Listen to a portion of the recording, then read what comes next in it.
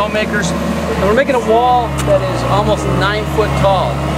And so we're already starting stacking it up. And the wall builder, we kind of put a little more wall builder in that to make sure that it's not set up so fast, but to really meld in and get that thing nice and crystallized so I can build it up high. And that's the real key to this. Come back.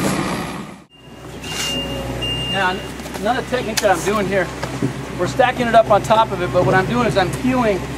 It's already started setting. It's holding itself at about 6 feet right now, close to 7 feet in certain areas. So what I do is I'll get this stuff, it's still nice, pretty soft, and I'll stack it in there. Set it up, get rid of the void. All right, so we have the wall that's about almost 7 feet. We're going to go up to about 8 feet in this area, almost 9. And what we're doing is, we have the footer going down. We have the rebar up in there. It's about maybe 2 foot up on this side, 1 foot this on the horizontal side. So almost 1 foot on center. But really, what's counting is that we have we have our high strength mix. Plus we have almost, I think we have 7 yards per 10 yards of wall builder. So we have 7 gallons per 10 yards of wall builder, and it's really setting up nice and get us real clay-like. So here it is stiff, but look at it, it's just like clay almost. So still, it's very movable, and I'm going to make a cliff rock out of this. I'm going to carve it into kind of a cliff effect. Remember, we're taking it up almost 9 feet, and it's holding itself. Now, regular concrete, you can stack pretty good, but it's hard to get this to make it look like clay or to even get it to this consistency when you're getting up to those heights. To really hold itself still, and to let it not only hold itself, but be able to carve into it and still work it, make it workable. We're going to use a wall finish product that actually will even bring almost like a plasticizer. It's not a plasticizer, but it works like it, and it ejects the polymer-laden acrylic into this.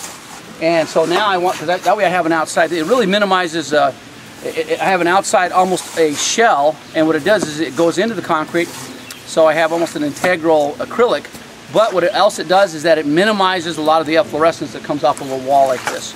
A lot of times I have, water going through it, weeping through like that, and you get those bleeds.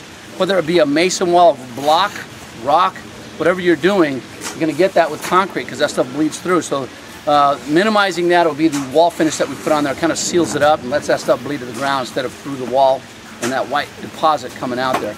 Still get it, almost something you can't cure, but it sure minimizes that.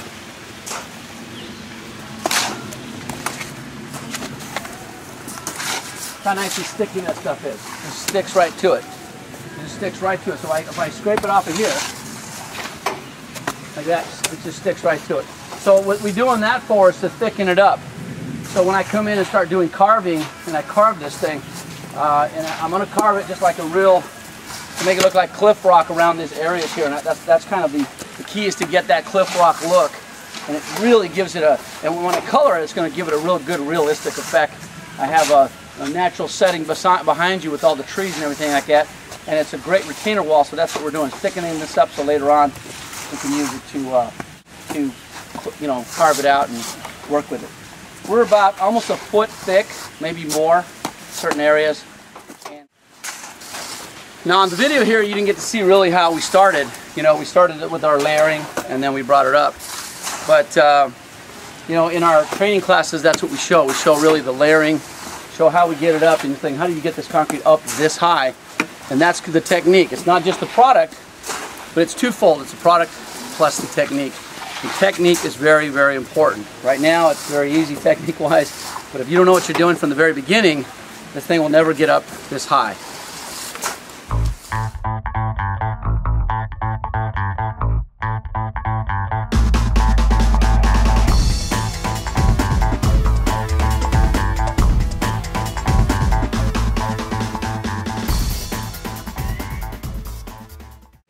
Carving into this thing, I'm trying to make it look like a cliff rock wall.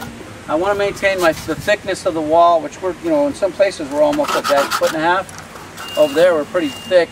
Places are maybe only a foot. So I'm carving in, so I don't want to get too close to my wall finish. Is such a great product in that it kind of revives the concrete, adds that acrylic in there, and just, look at that, just and pretty soon now you have soft concrete again.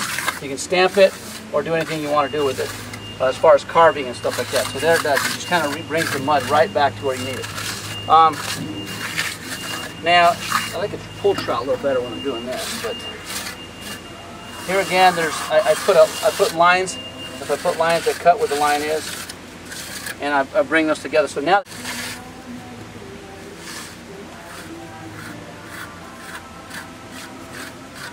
okay. So now you see all the cuts in there. It really looks nice. There. And the rest of this, back like that. But what really gives it that profile difference is when I come in already cut under like that, I could cut on top. So this one could cut the opposite way.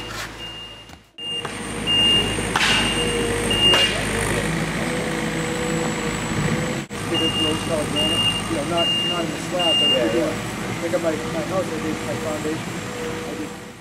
When you want that acrylic to set up, if you put the two together right away, they smear, or they just not smear, they start dripping and stuff like that. So let it set, layer over layer, white, black, and then after a while in the vein there, I can put like a fawn or a nutmeg or a an amber or something that's just an offset color, kind of a rust color, an oxidated color that looks right inside that vein, gives it a realistic look.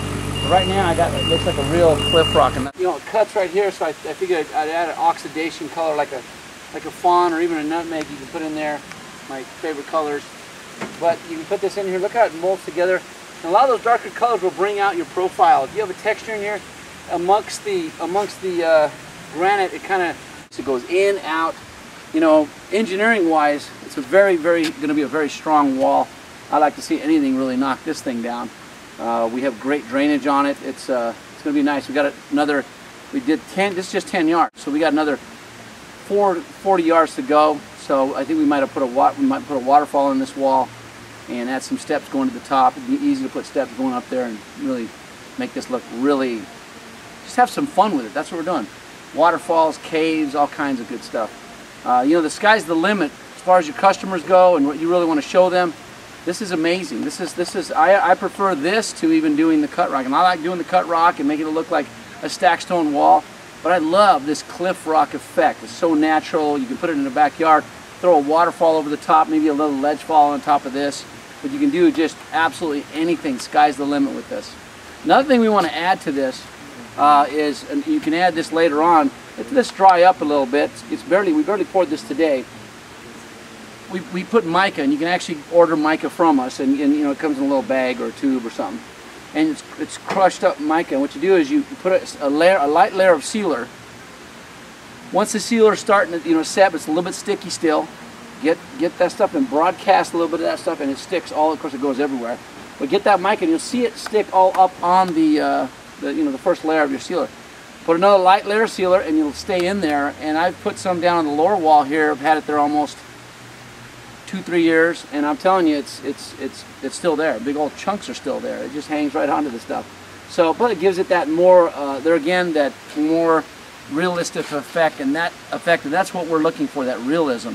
And that's what StoneMakers does. Here's an 8-foot wall, done in about an hour and a half, 2 hours, and between like I said, the technique, products. So there we have it. One day, 8-foot wall, done by StoneMakers. A lot of guys try those little walls like that. Those are pretty easy to do. You can get the right chemicals, I think you can do it. Even without it, you can do it. But this right here, you better have the goods. That's 8 foot. And we can go higher if you want.